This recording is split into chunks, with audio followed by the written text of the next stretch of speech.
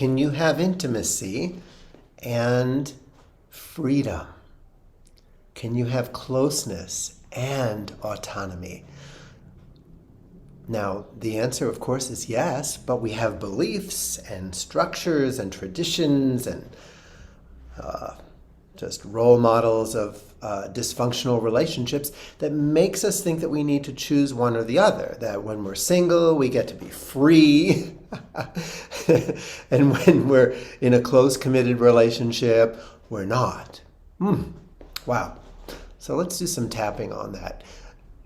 There's a spiritual teacher about 40 years ago, Rajneesh from India, and also called Osho, who once said, if you ever feel like you have to choose between love and freedom, choose freedom, because love cannot exist without it. Real love cannot exist without a sense of freedom. Because love is light. It's light. You travel light. You come from your heart. There is no obligation. So if you're feeling obliged and there's a heaviness in your love relationships, which is very understandable. We live in an insane culture. And this happens for me, especially with relatives, where I think I should and I have to prove my love and behave in a certain way so that I don't rock the boat, so that my relatives feel loved and cared for. So I'm chipping away at it too. And let's chip away together.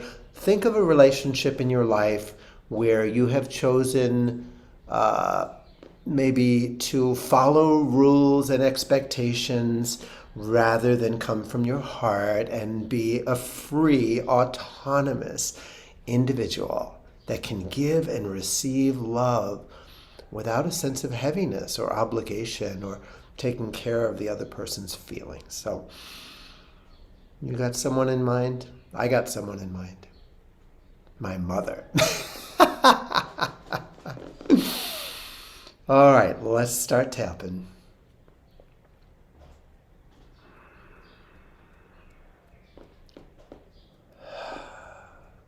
I choose to be free in my relationships. And I choose to dearly love and accept myself right now. I choose to feel more freedom in my relationships, less bondage and obligation, and more just coming from my heart. And I deeply and dearly love and honor myself.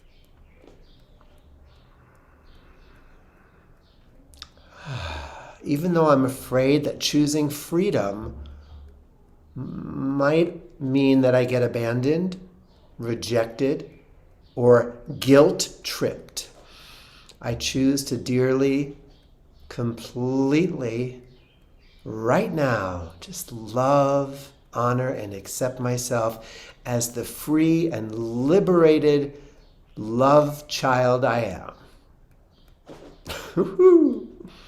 I am a free and liberated love child. But there may be times in certain relationships where I don't feel free, where I think I need to follow rules and instructions so as not to hurt somebody. And I lose myself in the process. And I am very tired of doing that. Maybe when I was a child, it was important to my survival to please my parents and follow the rules. But now that I'm an adult, it's a different ball game.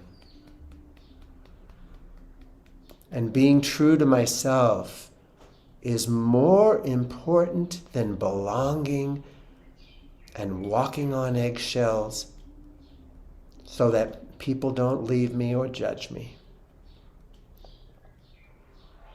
I'm here to be true to myself.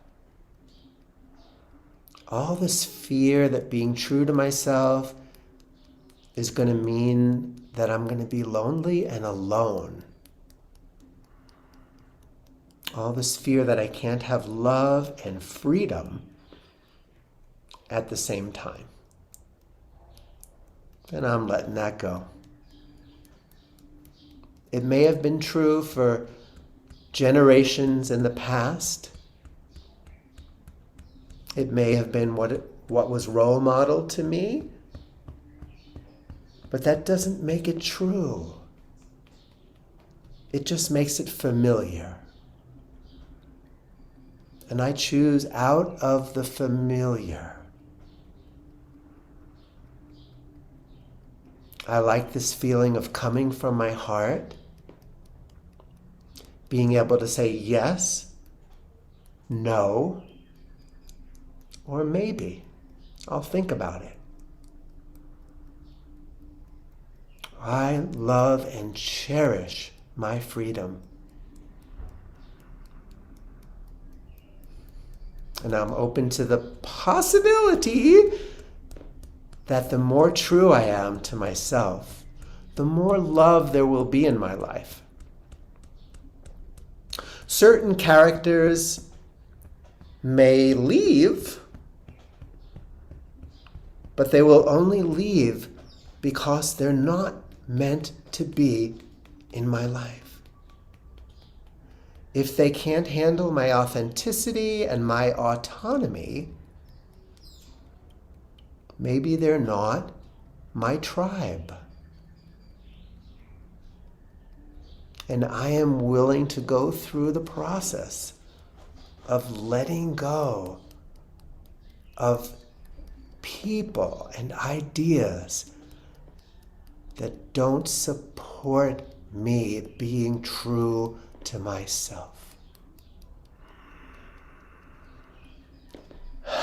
Freedom and love are my birthrights. I am worthy and deserving of both freedom and intimacy. I can come and I can go. As easy as inhaling and exhaling. Love and freedom are inseparable. I claim them as mine in body, mind, and spirit.